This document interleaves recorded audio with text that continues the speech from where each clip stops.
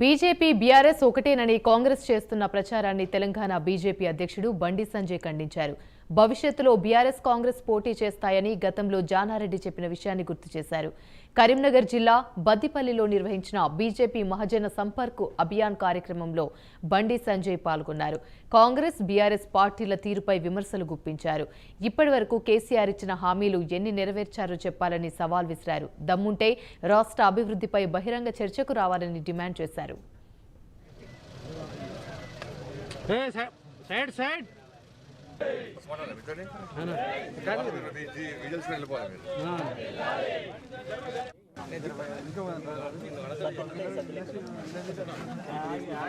ప్రభుత్వ పథకాలను రద్దు చేసేటప్పుడు మూర్ఖుడు. మంచి పథకాలను కొనసాగిస్తాము.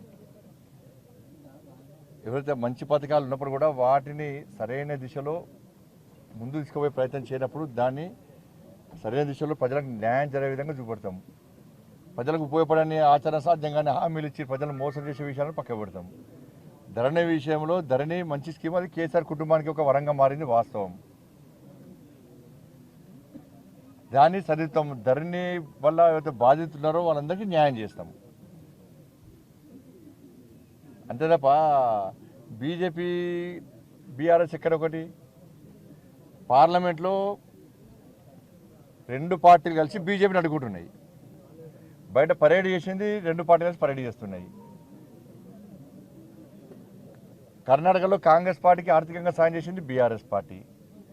బీఆర్ఎస్ పార్టీ కాంగ్రెస్ పార్టీ కలిసి పోటీ చేసని చెప్పి కోమటిరెడ్డి వెంకటరెడ్డి గారు చెప్పారు, జానారెడ్డి గారు చెప్పారు. భారతీయ జనతా పార్టీ మన నేత నరేంద్ర మోడీ గారు ఒక ట్రైబల్ లేడీ ద్రౌపది ముర్ము గారిని రాష్ట్రపతి అభ్యర్థిగా నిలబడితే కాంగ్రెస్ పార్టీ బీఆర్ఎస్ పార్టీ కలిసి ఓడించే ప్రయత్నం చేసినాయి. కాంగ్రెస్ పార్టీలో గెలిచిన వాళ్ళందరూ బీఆర్ఎస్ పార్టీలోకి పోతున్నారు. ఇక్కడ కాంగ్రెస్